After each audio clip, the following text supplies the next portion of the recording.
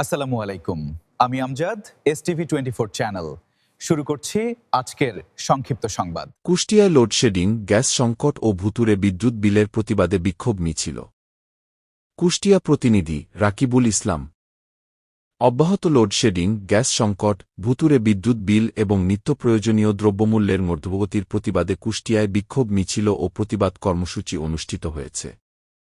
বুধবার ১২ আগস্ট বিকেলে কুষ্টিয়া পৌরসভা চত্বর থেকে জাতীয় নাগরিক পার্টি এনসিপি কুষ্টিয়া জেলা শাখার উদ্যোগে এ বিক্ষোভ মিছিল বের করা হয়।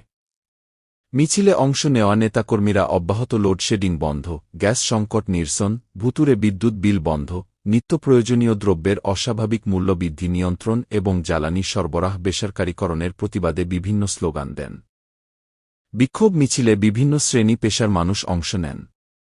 এ সময় তাদের হাতে বিভিন্ন দাবি সংবলিত ব্যানার ও প্ল্যাকার্ড দেখা যায়। বক্তারা বলেন, বিদ্যুৎ ও গ্যাসের সংকট এবং নিত্যপ্রয়োজনীয় পণ্যের মূল্যবৃদ্ধিতে সাধারণ মানুষ চরম ভোগান্তির মধ্যে রয়েছে।